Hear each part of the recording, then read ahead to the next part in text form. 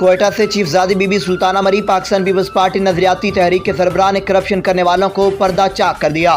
तफसीलात के मुताबिक बलूचिस्तान इंटरमीडिएट और सेकेंडरी बोर्ड कारोबारी मरकज़ के साथ साथ नशे का अड्डा बन चुका है। चीफ ज़ादी बलूचिस्तान बोर्ड में अवाम को स्टूडेंट्स को इंतहाई मुश्किलात का सामना।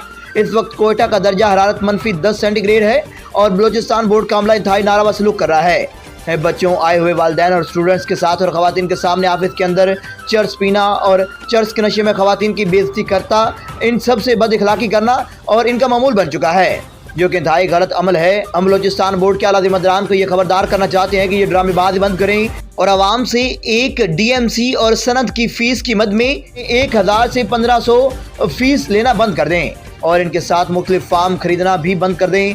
DMC लेने के लिए एक फार्म फिल करना, हल्फिया बयान की कापी खरीदना वगैरह इस महंगाई में अच्छा कारोबार बनाया हुआ है। पहले सिर्फ रोल नंबर देकर सनद हासिल की जाती थी, अब तो जेब में 5000 होना ज़रूरी है। अगर कोई भी साहब का रिकॉर्ड निकालना हो तो भी ये रकम कम पड़ सकती है। लिहाजा हम गवर्नर बलूचिस्तान और वज़ीर आला बलूचिस्तान और बलूचिस्तान बोर्ड के ज़िम्मेदारान से अपील करते हैं कि अवाम के लिए तालीम का रास्ता ना रोकें। अगर इस तरह से एक सनद निकलने के लिए 2 से 3 हज़ार लेने का रिवाज ख़त्म ना हुआ तो हमारे यहाँ लोग तालीम की मजबूरी में खैराबाद कर देंगे और इसकी वजह हमारे अदारे होंगे।